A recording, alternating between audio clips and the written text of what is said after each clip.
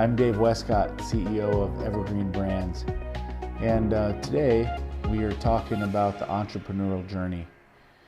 And one of the topics that we talk about is, build your own brand of crazy. And, what does that look like for your business? What does that look like for you and where you start? And today I want to start with a story about your own brand of crazy. And I don't believe that you can have your own brand of crazy. I don't believe that you can have an incredible culture. I don't believe that you can have an incredible business without balance. And so today's topic is, how do I have balance in business? And I can tell you that just back in 2007, I was completely out of balance. And what do I mean by that is, at the time, maybe had 100 guys, 110 guys that worked for me. We had 28, 30 trucks on the road, and I was out of whack. I was a complete mess. And what was I doing? I was doing landscaping construction. I was doing carpentry and remodels. I was doing, any kind of construction work on the interior, exterior, roofing, siding, painting, many different types of projects, many different types of crews, many trucks on the road every day, had teams of supervisors, had teams of project leads, had landscape maintenance division, had many different things going on, had a team of bookkeepers in the office, had a leadership team that would get together on a monthly basis, and I was out of balance. And what did my day look like? Well, I felt like I needed to be there to make sure everything got out in the morning. And so what did that mean? Well, that meant that I would start my day at, 5 o'clock, and I'd be at the office, 5:30, and, be there to see the crews get loaded up and get out. Why? Because we wanted to make sure they were all fueled up and wanted to make sure they had everything they needed and wanted to make sure they were rolling, and from there check in with my team and, at night, make sure the materials were loaded up. And a lot of times, waiting for that last crew to get in or that last crew to finalize or whatever. Sometimes a project ran late. And then back in those days, there was so much construction and so much work that, there was so much overtime for the guys. It didn't matter if they worked 16-hour days because there were so many projects and so many days. And so, a lot of times the last crew would roll in at 9, 10 o'clock at night. And I can remember having so many jobs going on and so many projects at one time. And, I think, at any given time we had 15 to 16 really large projects kind of happening. And for a self-performed team, that was a lot. And, we had, several infield supervisors, project managers who managed crews. We had delivery drivers who their whole job was just to deliver materials back and forth to the job sites. And I remember that I needed to go out to Snohomish to look at a job, and I was just running behind. Everywhere I went, every single day I was running behind. I could never get caught up fast enough. I had so many things on my plate. I could never keep up with my emails. I would end up checking emails on the couch at 10 o'clock at night trying to get caught up with just what happened throughout the day. And I was always a day behind on my email. And it was just a continual feeling of stress. Well, on this particular day, I was driving out to Snohomish, and I was just racing. I would be driving 80 miles an hour down the side roads, trying to get to the job site as soon as possible. What's going on? What's not happening the right way? Why is this taking too long? Why is it taking longer than we budgeted? And I remember just a frantic feeling of anxiety, like I couldn't drive fast enough. I couldn't get there. My mind is racing 3,000 miles an hour. And I'm just screaming, ah, with some curse words mixed in. And I'm going crazy because at the end of the day, I didn't have enough time in the day. I couldn't get to the jobs fast enough. I couldn't make the phone calls fast enough. I couldn't deal with that. And on top of that, I had to deal with staff members and employees and team members, and all of their issues and problems and all the issues that come with having staff members and, am I being treated the right way? Do I feel good about my job? All of that stuff that goes into, running and managing a business, not to mention everything that's happening in the office. Are they billing on time? Are they paying the bills? Are they getting everything taken care of? Are the estimators estimating the jobs properly? Are they closing them on time? All of those things that go into it. And I'm driving around in a truck with my hair on fire going 3 million miles an hour, barely sleeping, up all night, working constantly. And that was the rhythm and the role for many years. And I think that as business owners or as executives or whoever, sometimes we don't know how to stop. We don't know how to find that balance. We don't know how to find balance in our business, and it drives us crazy. And there is no rest and there is no peace. And it's 24 hours a day, 7 days a week. And even when you're sleeping, you're dreaming about work. And so when you wake up angry because you dreamt about work. It feels like you never left. And suddenly the days start to blend. Right? And as you get closer and closer to economic downturn, things get tougher and things get tighter and business changes. And what I've found over the years is that business is cyclical, right? It's always going to change. It's never going to be constant. You're going to have lean years. You're going to have great years. And those years a lot of what happens in those years is outside of your control because it's economically driven. And so how do you really find that balance? Because that's the key to building a business. That's the key to being successful. And what you find early on is that you have your hair on fire, you're going 3 million miles an hour, you're constantly putting out fires, you're putting out more fires than you are, wins. And then what happens with that? With all of that disorganization, and with all that running around in circles, and with all that loss, what becomes inefficiency? And inefficiency causes leakage, and leakage reduces cash flow and reduces profitability, and you're working all these hours and you're working so hard and you're seeing all of this money come in, but nothing's staying. And the outside world thinks, oh man, you're doing so good, you're so rich, you have so much money, you have all this, and really you're just like, how am I going to make next week's payroll? How am I going to make, okay, do we have enough? Okay, need to sell a job to make payroll, okay.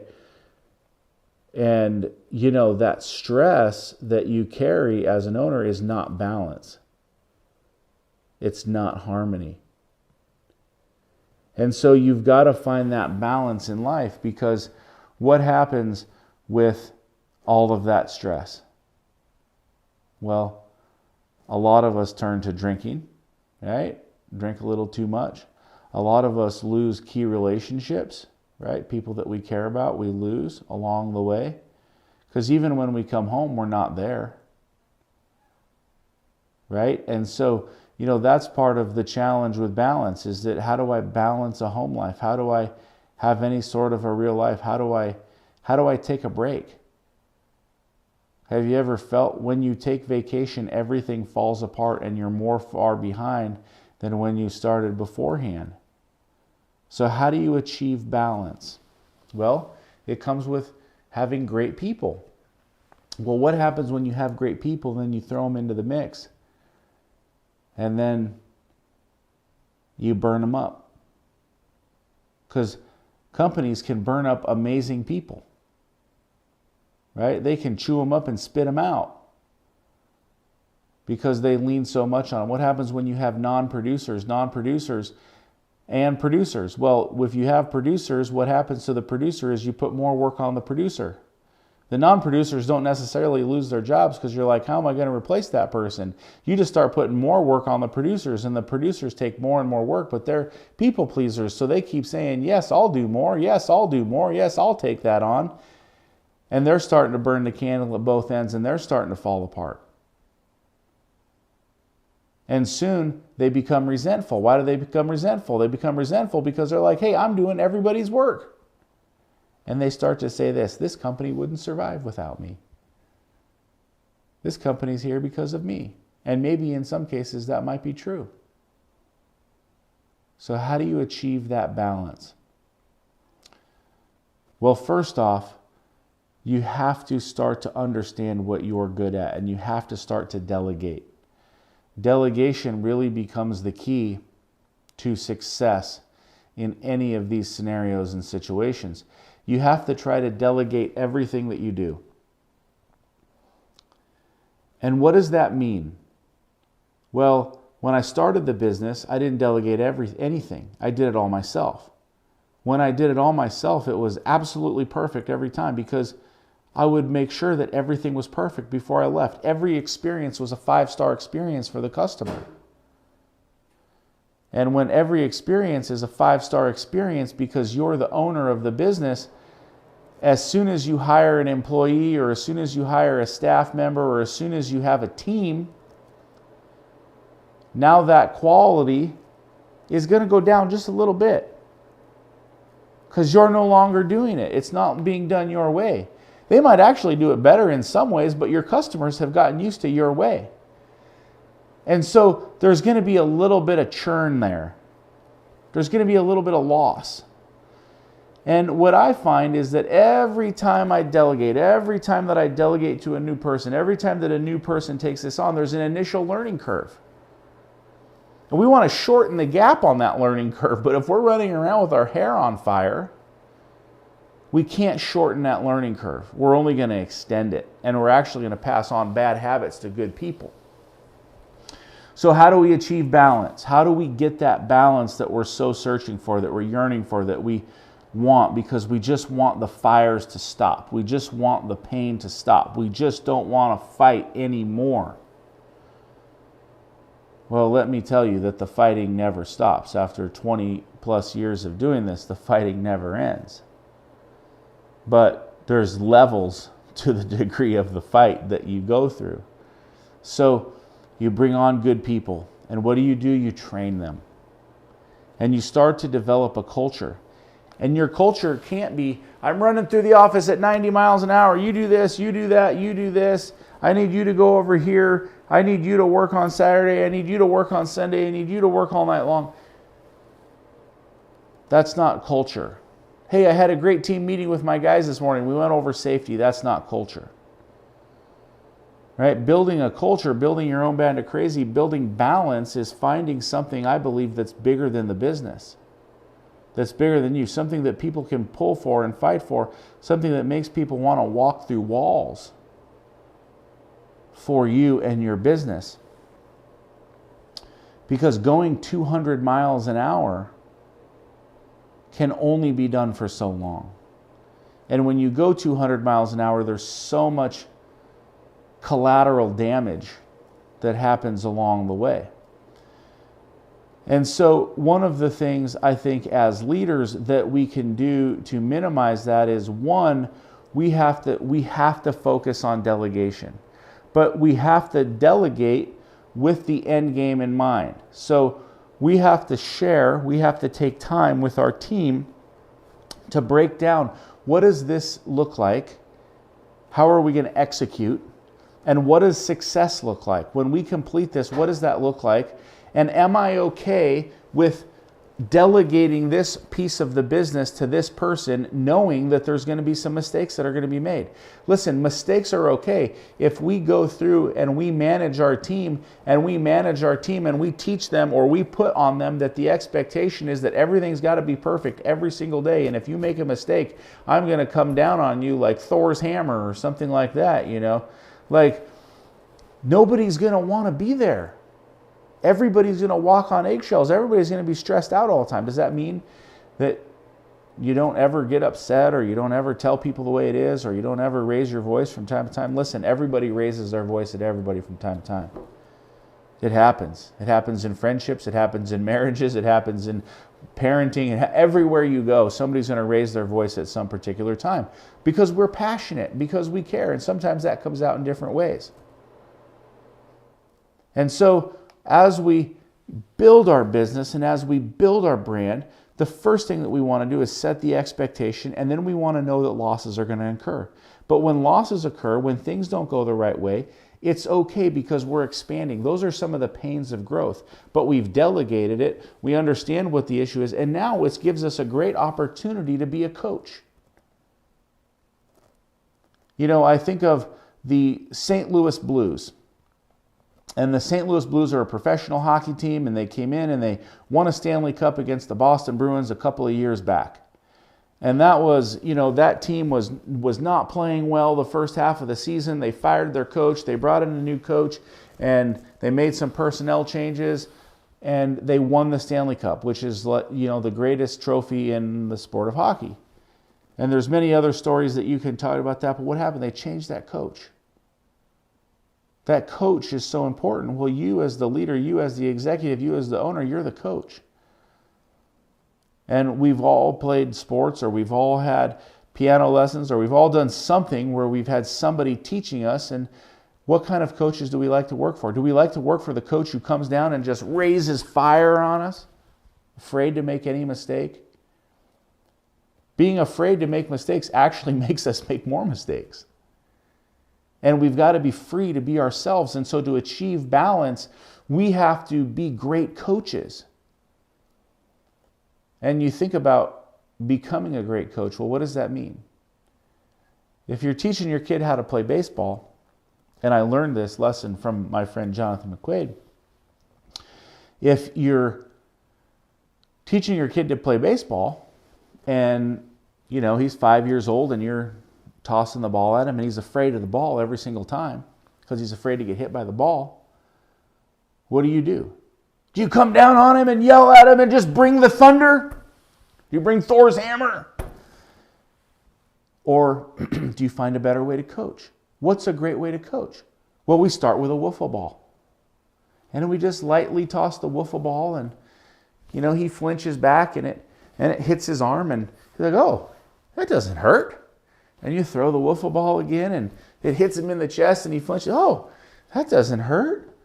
And then he tries to catch the ball with his eyes open, and it bounces on him, and he misses it. And maybe he catches 1 out of 10.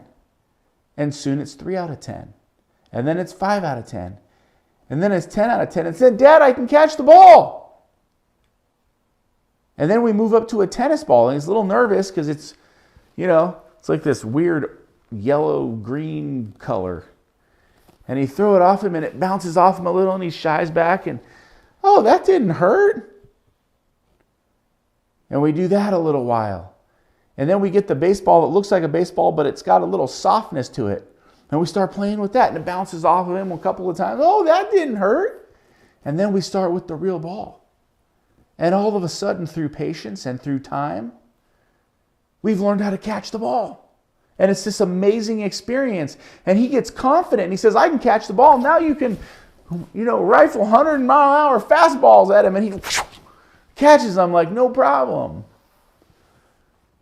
Could that have happened if we weren't patient? Could that have happened if we didn't practice? Could that have happened if we didn't train? And so often we think that our employees are just going to start on day one, and they're going to know how everything works, and they're going to do everything perfect. And if they don't do everything perfect in the first 30 days, they are out the door.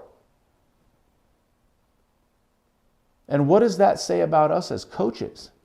Because we cannot achieve balance in business, in any organization, if we do not train our team. And this is such an important piece of growth. So what does that look like? We put our project manager in place. We train them, for a week-long period. We give them a full day of culture. We give them a full day of sales. We give them a full day of everything they need to know in the company.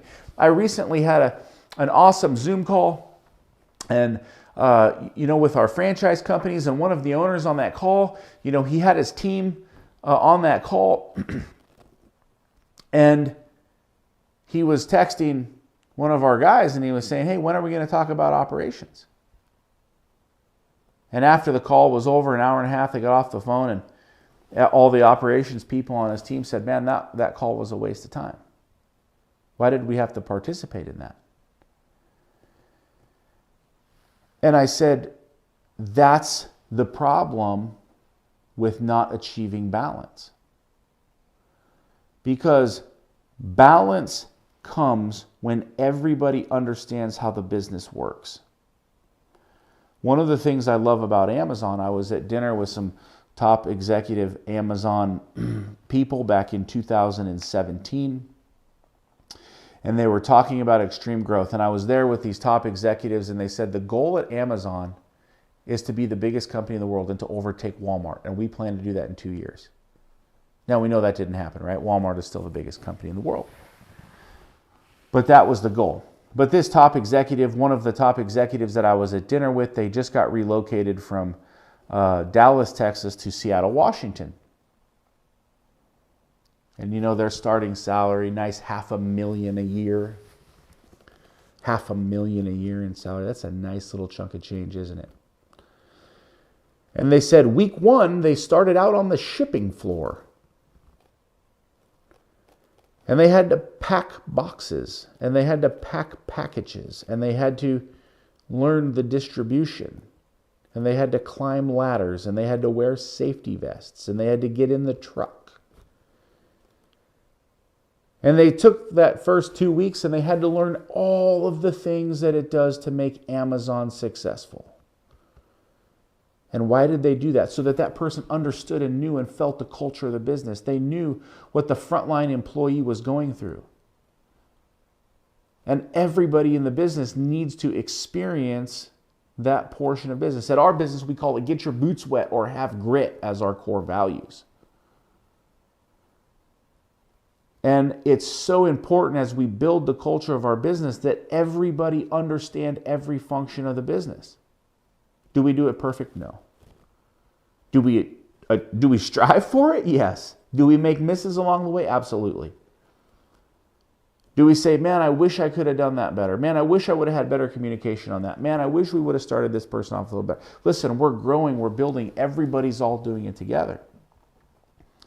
But the moral of the story is that on that call was so vital because it talked about the importance of the business. It talked about what the expectation was during winter months when snow removal happens. We talked about how you handle a client. We talked about how you bid the projects. We talked about the pricing. We talked about production rates so they understand what needs to be subcontracted and what that needs to cost. And all of those items are fundamentally vital to the success of any project manager. But when as a leadership team we come in and we don't put an importance on training, we don't put an importance on culture, we don't put an importance on knowing how our business runs, and we keep things siloed, what happens is we will never achieve balance. What happens if I need a project manager to come in and pinch hit for a salesman? What is our business? Well, our business is always sales. It doesn't matter if you're a project manager, a video taker, an accountant, anytime you're always selling. You're selling the company, you're selling yourself, you're selling the services that we provide. Right? That's offense. We're also providing defense. We're doing a great job. We're getting our things done on time. We're communicating properly. We want to achieve balance in our business. So how do we do that? Well, we've got to delegate. So we delegate to people. We make sure that we train people. We make sure that people understand the culture of the business. We understand what's important in the business. Understand that the business is bigger than us and what we are doing and what does success look like. And we start to put those things out to the world. Then people say, wow, I'd like to be here. I want to be here. They say, wow, this just makes me want to work harder.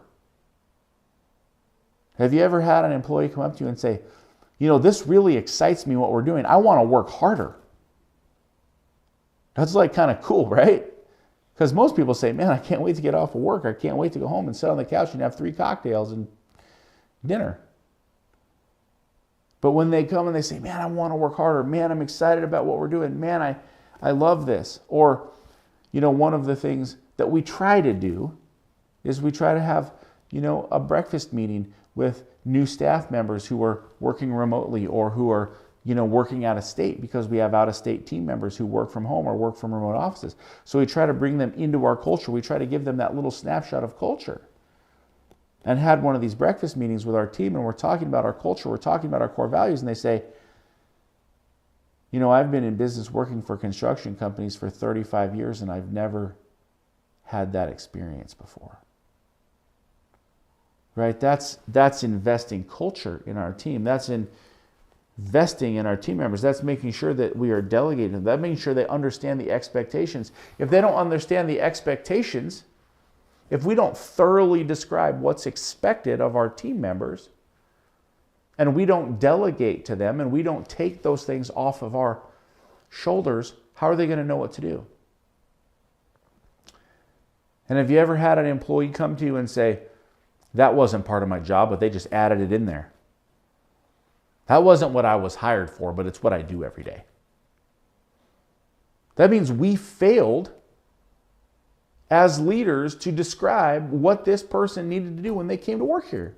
We failed to deliver the expectation, which actually doesn't provide balance, which actually doesn't reduce our workload. So if we want balance in our life, if we want to have happiness in our life, if we don't want to run around with our head on fire, what do we need to do?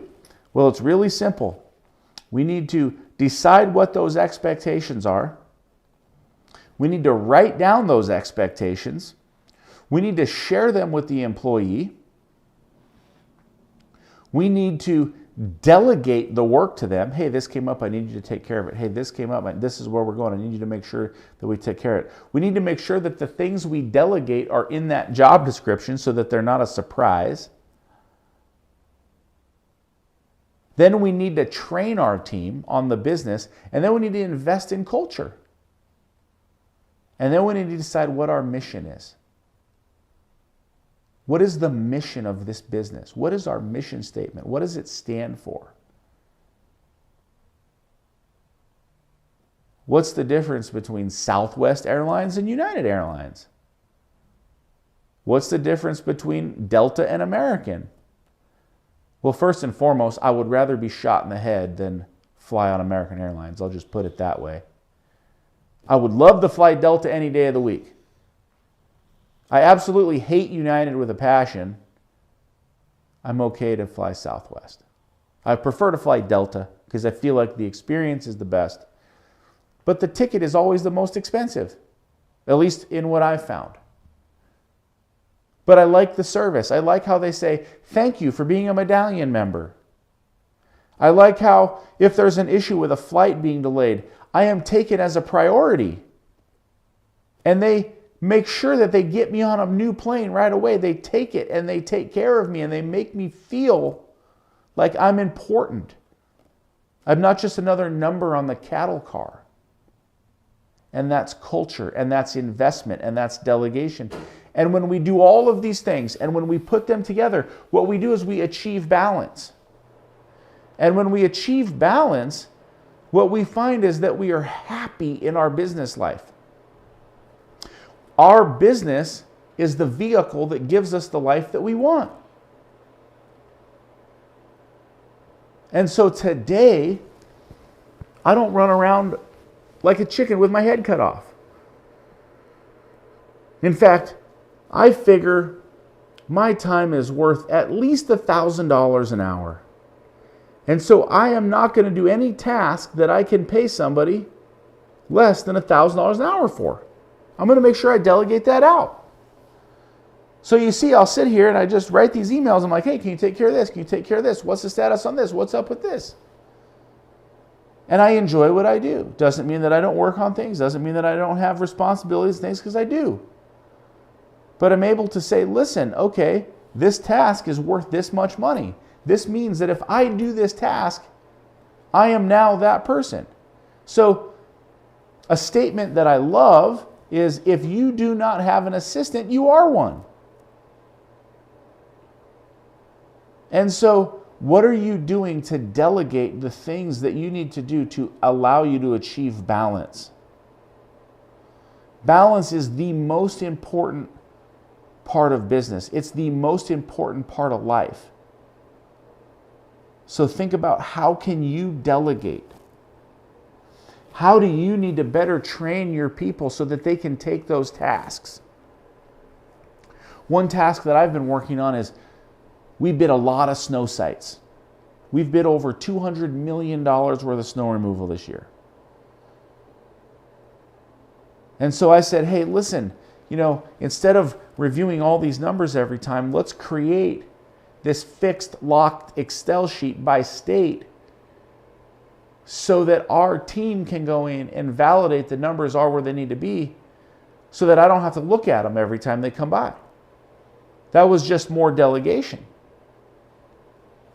It was also letting go of control, because I like to see the numbers.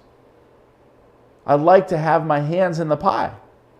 But I know as an owner, I know as an executive, to continue growing, That's one thing now that is going to come off my plate.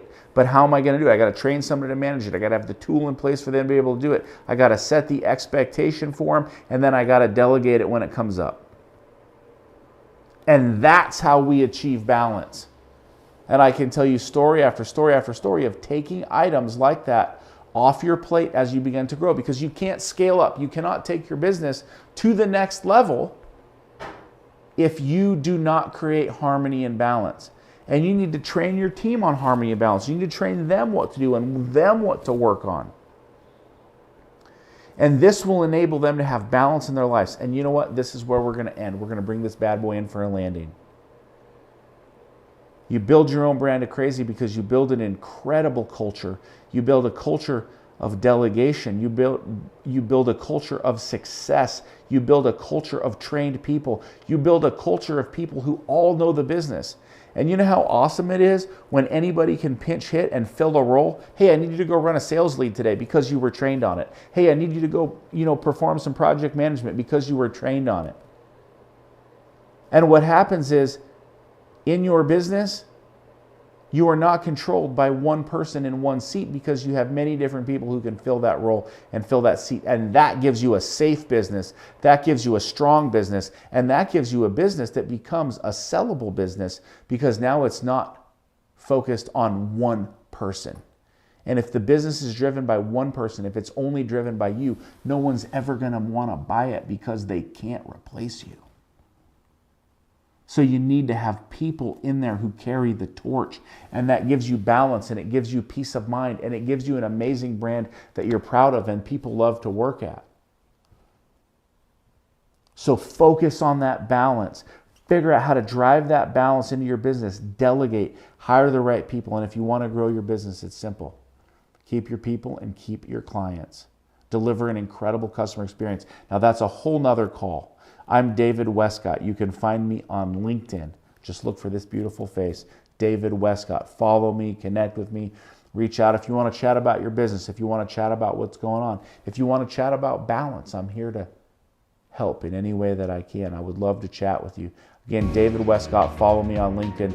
Thank you so much for joining in today. It was great to hang out with you for a half an hour. I'll be back next week, same bat time, same bat channel.